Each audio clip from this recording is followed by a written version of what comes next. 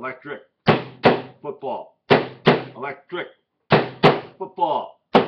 Stu Pace. Steve Brown. Go, Stu. All right, it's week 9, and guess what we have for you? Probably bad picks, but here we go anyway. Our favorite night of the week for football is Thursday night football. We love the Thursday night. Oh, man, and this game has all the makings of a night to watch Homeland. Should I push it? Sea fight? Cleveland at Cincinnati. And Sonny Weaver's, trading away of 3 first-round draft picks to pick up Bo Callahan and then changing his... I'm sorry, I was watching Draft Day. Yeah, right. Wow. Horrible movie. Anyway, goodbye McCown. Hello Manziel. Goodbye whoever we can trade. Yeah. Loss of Joe Hayden and Dante Whitner is really going to hurt the Browns defense, which isn't good to begin with. And then losing your best coverman. Yeah. I see Dalton lighting him up. I like what Tyler Eifert has done this year. I like the 1-2 punch Cincinnati has at running back. Give me Cincy easy. Yeah, I mean, the last time these two teams met, the Bengals blanked the Browns by 33 or 43 nothing. The Browns are shopping everybody now. It's well known. It's on the web. They'll sell anybody for a price right now, and they're starting Manziel. If that doesn't tell you they're done, I don't know what will. Bengals are 10-point favorites, and that's probably not enough. Take the Bengals. Green Bay at Carolina, and Green Bay looked bad. I picked them, didn't I? They were terrible. I think I picked them. And Aaron Rodgers is actually a human being. He's not some sort of football Norse god or whatever. He's not Tom Brady. He was discount double checking to see if his guts were still in him because Denver was knocking the pee right out of him. 7 yards. Yeah, unbelievable. Wow. Seriously, there are a lot of fantasy teams were crying last week. Yep. Carolina looked good early. Almost gave it away to the Colts. Kuechly drops an interception, then makes an interception, and you just gotta like what Carolina is doing. Mm-hmm. At home, seems like a pick. I'm going with Green Bay because I honestly think they're a much better team. Believe it or not, I'm taking the Panthers here. The Panthers need to be near perfect though in this game in order for them to win this. Cam Newton looked sloppy, although the weather was pretty crappy last night. However, I went to bed, it was 26-3 or something like that with the game well in hand. Not quite sure what happened because, it's too late to watch football. But anyway, the Panthers held luck for 3 quarters, and I think they might be able to do that to Rodgers too. So if Kuechly and Davis can harass Rodgers enough like Denver did, I'm going to go with the Panthers. Wouldn't be surprised, but I'm sticking with the Green Bay pick. So we got Washington at New England, and this one's pretty simple. Sorry, I've got a little bit of a cold here today, too. Yeah, he caught it from me. We were kissing. Oh, God. Anyway, stopped on Miami, well-rested, at home. You got to like New England in this one. And also, am I nuts, or does New England never really seem to suffer major injuries?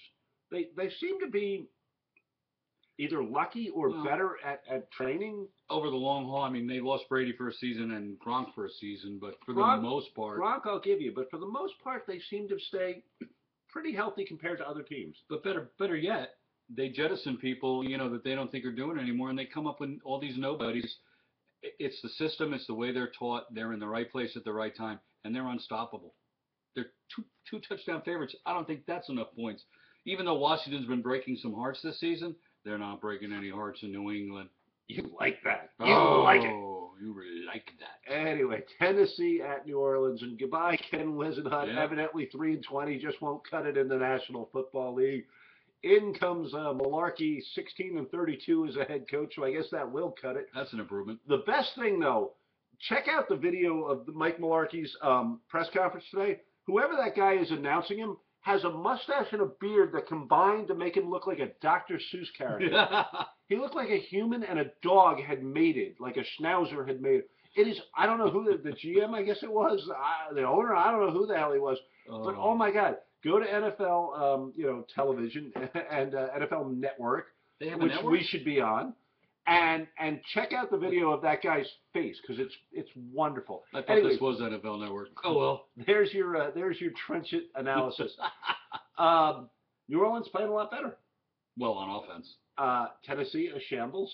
Yeah, neither team played defense in the Giants-Saints game. Holy crap. But Tennessee doesn't have much to throw at you offensively. I think the Saints can outgun them. especially at home. I'm taking the Saints, who are on Yeah. a bit of a roll. And now, what, 4-4 now? Yeah. Who would have thought it early this season? Not me. And they have enough to stop the Teen Titans here. So, yeah, I'm taking the Saints, too. Just they're home. They should be able to annihilate that defense, even though they're ranked number 5 theoretically. All right, Miami at Buffalo. Stu, go. All right, Miami was crushed by the Bills a few weeks ago, and I see no reason why that would change this week. The formula is the same. We lost Cam Wake in the meantime. We've lost Jawan James in the meantime. We've lost my heart, evidently, during this last game or two. And Tyrod Taylor's supposedly back. And guess what? That was the guy that kicked our ass. Oh, my God. I wouldn't be surprised if they rout us again. I am taking the Buffalo Bills. Yeah, Bills 41-14 early. As Stu said, the loss of Cameron Wake is huge. As far as Miami being able to generate a pass rush. Buffalo's a weird team at home, though. They're only 1-3 at home. They do need a healthy Sammy Watkins to give them some punch. They really haven't gotten what they expected to get out of LaShawn McCoy. Surprising. But I do like him in this game. Give me Buffalo. Yep, all right. Well, let's go back to you, because now it's your team, the Rams and the Vikings. St. Louis at Minnesota. And I like what Teddy Bridgewater has managed to do, which is turn himself into a mid-level, safe NFL quarterback. But that's not going to work against this Rams defense. They got after San Francisco, and the Rams now have established Todd Gurley as a premier back. They're calling him Adrian Peterson 2 or whatever. So far. Yeah, but it gives them the ability to control the clock on offense. The defense is likely to shut down my Vikes. I'm taking I'm the worst Viking fan ever. I'm taking the Rams. Well, Bradford's probably going, oh, you get him the year I leave? Thanks. I'm going to step off the Vikings bandwagon here. They're the 30th ranked offense going against this kind of defense. It just doesn't do much for me. I don't think they can keep up here. Rams are a 2.5-point dog here, but I like them to win outright with Gurley finding some kind of hole or two. But, man, AP and Gurley in the same game, that's a game to watch. Some smash mouth football. Oh, baby. All right, so we have Jacksonville at the Jets. And if you need a cure for your ills, Jacksonville coming to your home is probably it. I rarely get these right, but last week I did make the Oakland pick, and I'd like to give myself a pat on the back on that. Fitzpatrick with the torn ligament, so Geno back in. Did you see the shot Geno took running down the sideline? Yeah, what a dope. He's a dope, but he's a tough dope because he popped up from that. Oh my goodness! But he might not play. I mean, he's hurt too. There you go. So the question is, what do the Jets have that will give them the win here? And I think it's an angry defense that was embarrassed. Horrible tackling, absolutely amateurish tackling out of the Sons of Anarchy. Oh, one of the best defenses. I keep hearing it, but I don't see it. But I think you will see it this week. I think they shut down Jacksonville. Give me the Jets. Good thing is that they can both do the chant at the same time in the stadium. You know, they go with JETS and JAGS. Very close. You know, hey, we can spell our team's name. Other than that, who cares about this game? Surprisingly high offensive numbers for the JETS, and that's the advantage over the JAGS. I am taking the Jets. Wow, I couldn't keep up with the spelling bee over there. I'm telling you. Oakland at Pittsburgh. Carr, Cooper, Crabtree. I'm calling them the Killer C's. Oh, it's a stupid name, but I'm calling them that. The cancer people aren't going to be happy. Speaking of the bees, though, Le'Veon Bell out now, so big crucial hit to what Pittsburgh's been able to do. I am actually jumping on the Raiders bandwagon. I think they're a much improved team. I think they showed it last week, and I think they're going to continue to show it. I'm taking Oakland. Wow, I think Olympia Roethlisberger here will suit up against my favorite team so far this season. They are absolutely so much fun to watch. The Raiders are playing well. I think Jack Del Rio deserves mention for possible Coach of the Year with what he's doing with these guys. But I'm taking the Steelers at home because it's such an old school rivalry, and the Raiders just, it's too early to take them this far. So I am taking the Steelers. Okay, Giants at Tampa Bay. And I got to tell you, the Giants are showing a little division in the locker room. They've got a little bit of that offense pointing fingers at defense after last week. And the Giants have invented amazing ways to lose games this year. Face mask, that was brutal. Not scoring touchdowns when you should to end the game. Touchdowns. Just poor clock management. The Giants have really taken themselves out of what could be the driver's seat of the NFC East. Having said all that, I like them here. Oh. I do. I think Tampa Bay is just a little too conservative. I know they had a nice comeback win. I know Jameis Winston is showing that he belongs in the NFL. I get it. Maybe this is, New Jersey prejudice coming out, but I like the Giants to be able to throw on Tampa and outscore them. I can't see the Giants losing here, but they clearly don't have a defense. And the Bucks can run the ball. I mean, Jameis Winston can run. Doug Martin can run the ball. And if you want my upset of the week, this is the one I'm going to take here. I'm taking the Bucks. They just beat the Falcons. That's a little confidence going into a game. They are home. The Giants are tired. They were running up and down the field for 60 minutes. You don't think they took a break this week, though? It was like caught a nap? 90-yard drives for the day, man. It was brutal. I'm taking the Bucks for fun. All right. What are we up to? Atlanta at San Francisco. Correct. And let me tell you, goodbye, Vernon Davis. We traded you for this roll of tape.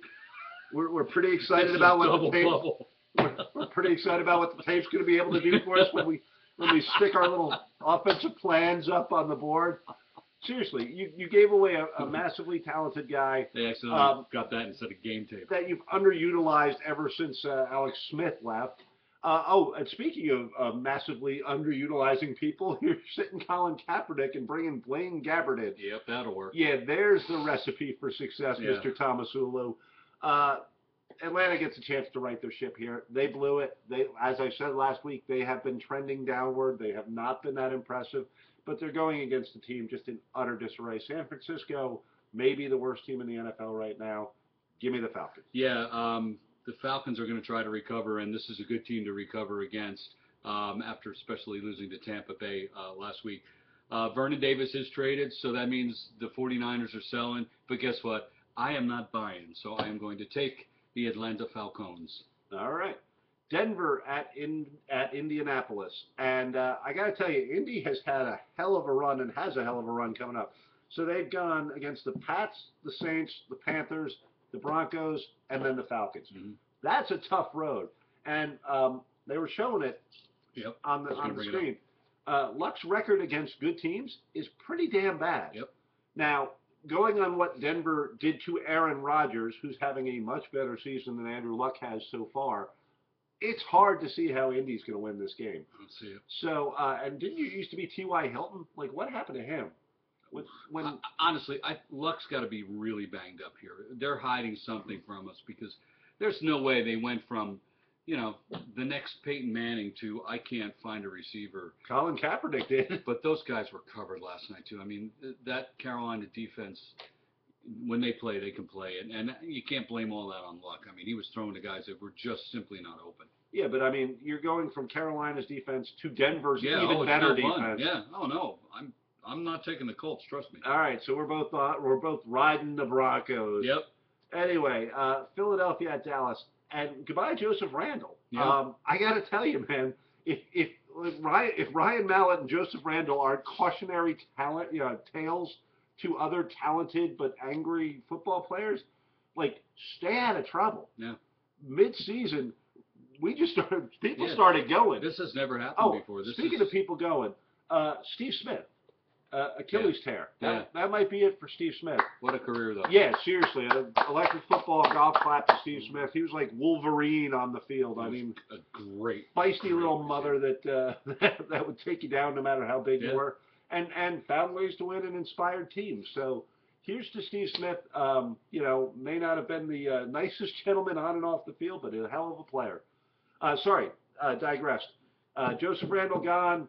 Cowboys can't win without Romo. Right. Even with Dez back, Dez was getting all upset because Sherman was shutting him down.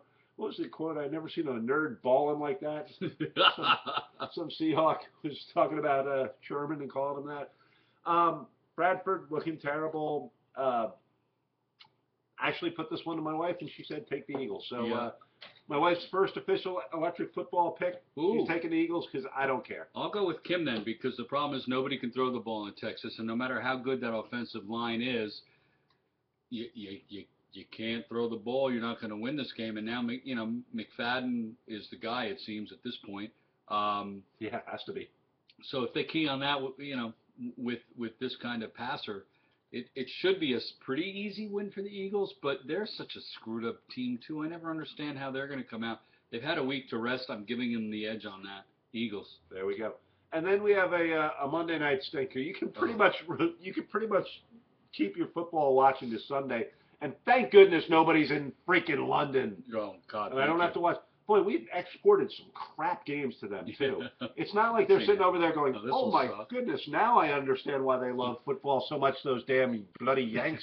Blimey, There's this been- blows. I'd be watching Manchester United over Detroit versus Kansas City. Are Boy, you kidding me? Let's give them fish and chips because that sucks too. Speaking of which, my kid scored a goal this week. Go! Luke. Anyway, Chicago at San Diego. Both teams coming off of horrible last-second field goal losses. That's my field goal That's the move. triangle paper game. Yeah, exactly. Matt Forte down. They should play triangle paper game in this one. More interesting. Matt Forte down for the Bears. Yeah. Alshon Jeffries really all they have left on offense. Cutler playing better than expected. Rivers still talented.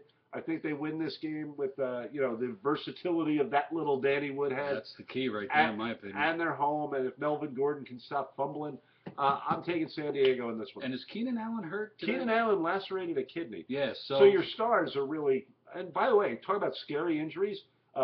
Lacerated kidneys, Yeah. scary. right, What happened to Lockett? I guess he only tore ligaments in his neck. right, but he was down for the count. Oh, that man. was a scary one, folks. Yeah. So you good point. That's why we love football. Allen being out. Yeah, you're right. There's really no offensive stars in this game other than little Danny Woodhead and a rumbling, stumbling Antonio Gates who gets open twice a game. But yeah, I'm taking Phil Rivers over Jay Cutler guy because right now he's the better quarterback. Rivers has been getting last-minute touchdowns at the end of games to either win it or bring it close. And I don't see Cutler in this team doing it. They're on the road. They've sold half their team. We're giving credit for moral victories for Phillip Rivers. Yeah, really. It's that's how bad it is. Thursday's a stinker of a game. Monday's a stinker of a game. The Mets lost. Take your wife out to dinner. That's electric football. That's our best advice. Take your wife out to dinner. Get a girlfriend. Or watch some good porn if you don't have one. That's right. See you next week on this NFL Network program we call Electric Football.